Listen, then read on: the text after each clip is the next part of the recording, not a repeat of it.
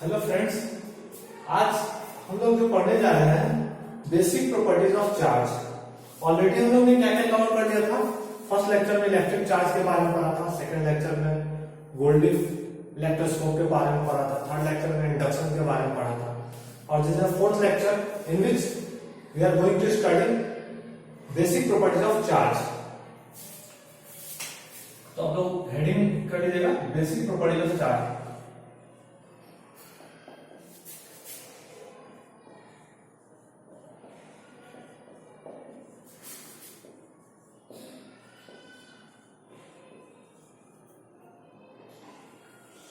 Basic property of charge. Basic property of charge में पहला जो है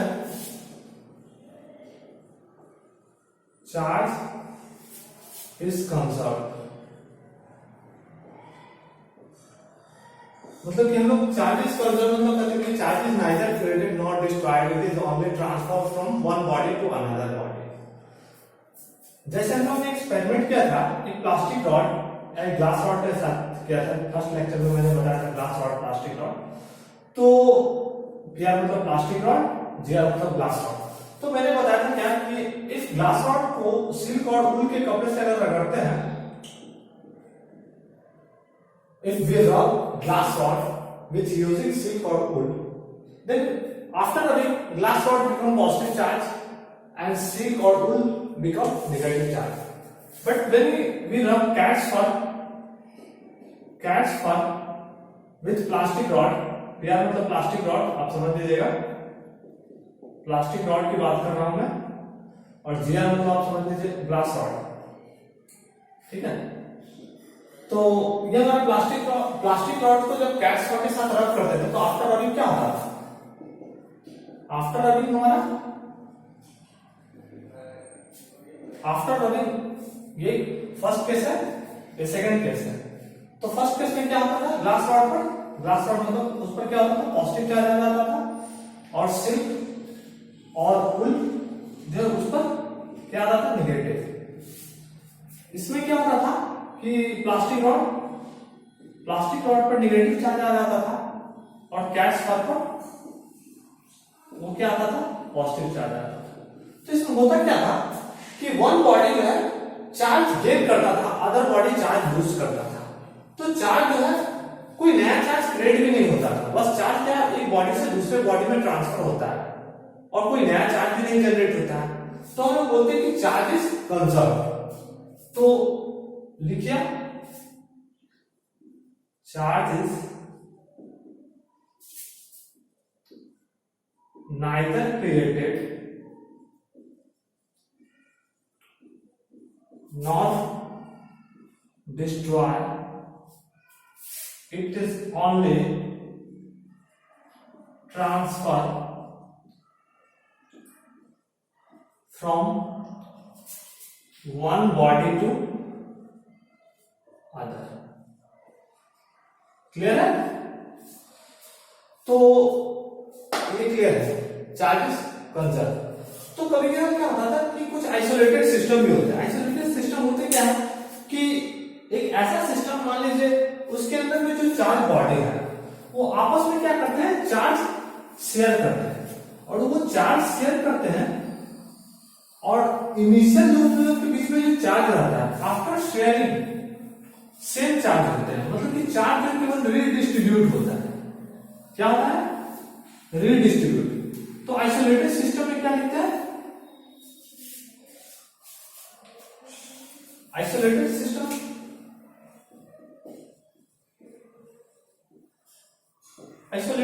मान लीजिए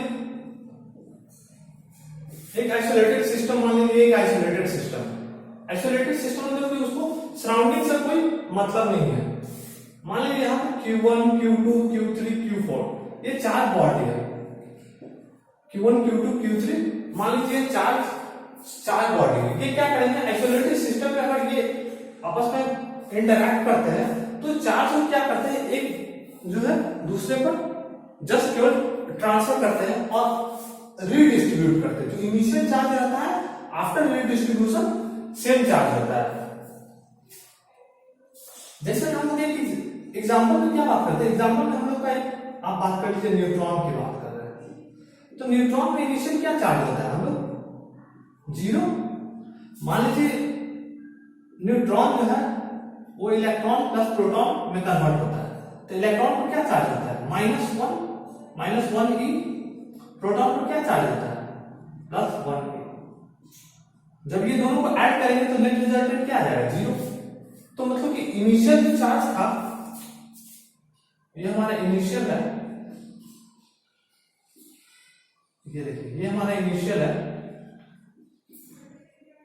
और ये हमारा फाइनल है। जब वो इलेक्ट्रॉन प्रोटॉन में ब्रेक करते हैं तो आफ्टर ब्रेकिंग भी net sum of the charge वो 0 है। तो Q initial equal to Q final equal to 0। Clear है? तो हम क्या करते हैं आइसोलेटेड सिस्टम में? क्या करते हैं? चार्ज बॉडी इंटरैक्टिंग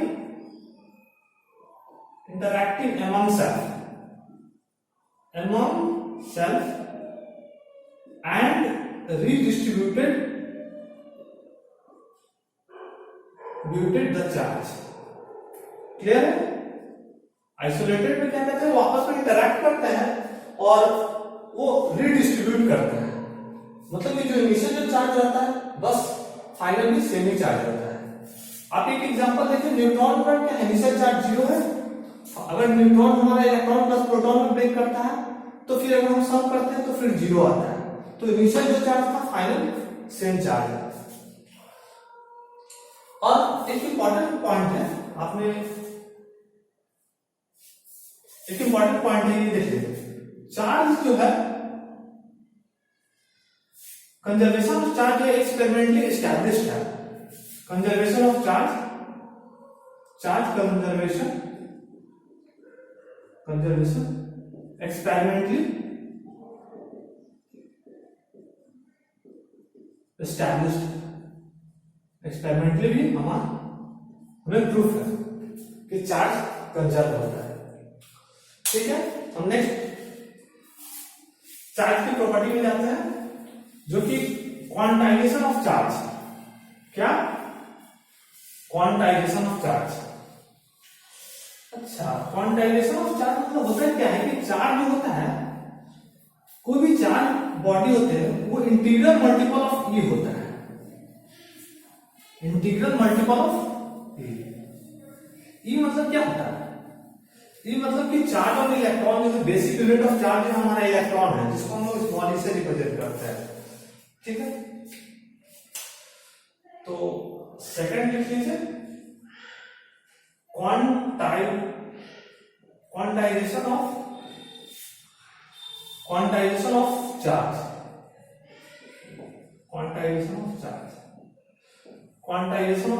ठीक है, तो हम लोग लिखते हैं चार्जेस आर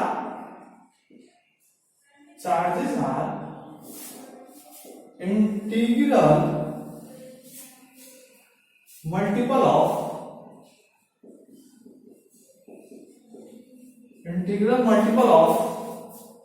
a basic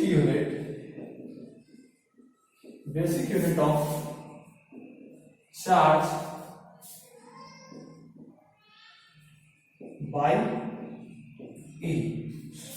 तो चार्ज का इंटीग्रल मल्टीपल हमारे, तो Q equal to N into E की बात कर रहा है।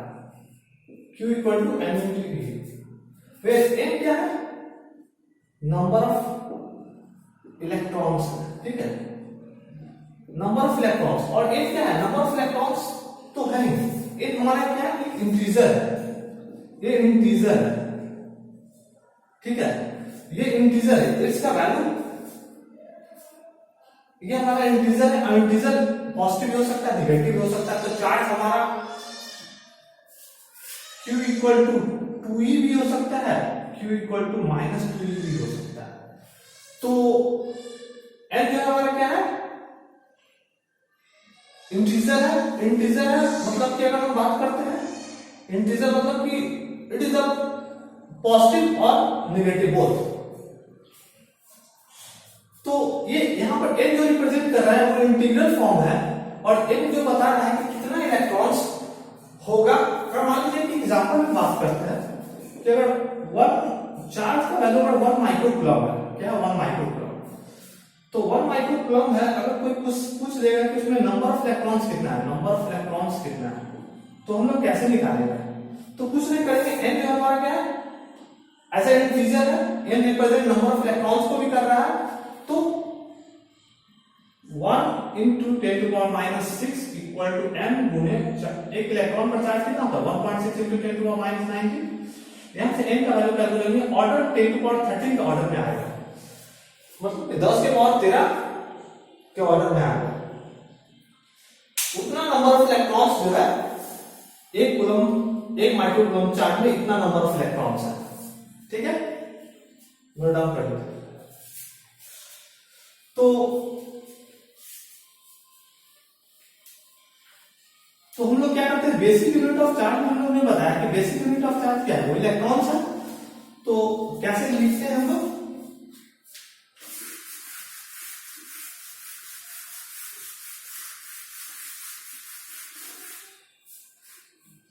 जैसे बेसिक यूनिट ऑफ चार्ज क्या है, बेसिक यूनिट ऑफ चार्ज मतलब कि charge on electron, basic unit of charge मतलब चार्ज ऑन इलेक्ट्रॉन। जनरली हम स्मॉल ई से रिप्रेजेंट करते हैं, तो इलेक्ट्रॉन पर चार्ज कितना होता है, electron charge on electron equal to minus E, और charge on proton equal to plus E. Note down कर लीजिए। ऐसा यूनिट ऑफ चार्ज क्या है, ऐसा यूनिट ऑफ चार्ज लिख लीजिए। ऐसा यूनिट ऑफ चार्ज क्या है,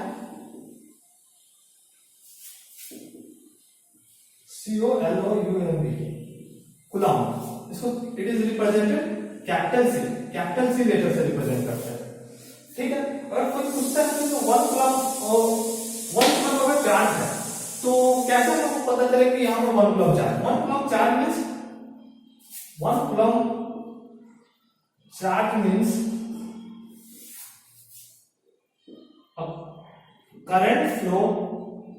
current of 1 ampere flow through wire in 1 second,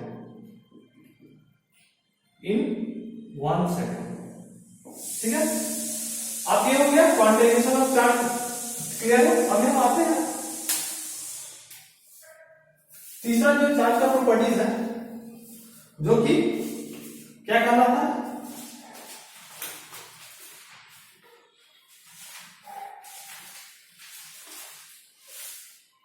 एक चार्ज जो होता है एक एडिटिव नेचर का होता है। क्या होता है, थर्ड प्रॉपर्टीज, चार्ज जो है charge is additive nature. Quantization of charge किया है, एडिटिव नेचर के बारे में भी बताते हैं। एक चीज और है, क्वांटाइजेशन ऑफ चार्ज में बात करते हैं। मान लीजिए कोई बॉडी है, कोई चार्ज बॉडी है, ठीक है, चार्ज बॉडी है। अगर उस पर मान लीजिए n1 नंबर ऑफ चार्ज है, ठीक है। ये क्या करते हैं, कोई दूसरे बॉडी को n2 नंबर ऑफ चार्ज दे देते हैं। तो मान लीजिए चार्ज बॉडी था जिसमें n1 नंबर ऑफ इलेक्ट्रॉन्स था, कोई दूसरे चार्ज बॉडी है जो n2 नंबर है, ठीक है। इसने क्या किया कि चार्ज जो है दे दिया इसको, ये जो बॉडी है इसको दे दिया, तो ये बॉडी जब इसको देगा तो ये क्या हो जाएगा, निगेटिव हो जाएगा, ये क्या हो जाएगा, पॉजिटिव। जिसको चार्ज जाएगा वो निगेटिव हो जाएगा, जो लॉस करेगा तो ये हमारा क्या हो जाएगा, लॉस ऑफ इलेक्ट्रॉन, और ये क्या हो जाएगा, गेन ऑफ इलेक्ट्रॉन। ये हमारा चार्ज बॉडी है, इसने इसको दिया, तो मान लीजिए इस पर initial n1 number of electrons था, तो Q टोटल हम लोग अगर Q1 की बात करते हैं n1 into E, और Q2 की बात करते हैं n2 into E, ठीक है। तो अगर हम लोग बात करेंगे तो नेट चार्ज कितना होगा, तो net charge is nothing but Q1 minus Q2 होगा, दैट इज ट्रांसफर कितना होगा N1 E, एक गेन इलेक्ट्रॉन है तो गेन ऑफ इलेक्ट्रॉन क्या हो जाएगा minus Q2 is nothing but minus N2 into E लिखेंगे, यहां पर लॉस ऑफ इलेक्ट्रॉन मतलब पॉजिटिव होगा, ये क्लियर है, माइनस लिख लीजिए, तो N1 E minus N2 E, यहां से E कॉमन ले लेंगे, N1 माइनस N2, मतलब कि हमारा चार्ज जो है किसी भी कंडीशन में हमारा चार्ज है वो क्वांटाइज्ड है।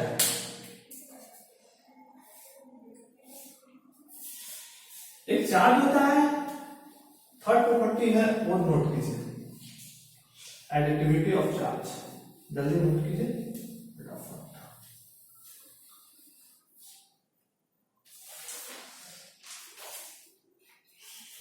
Additivity of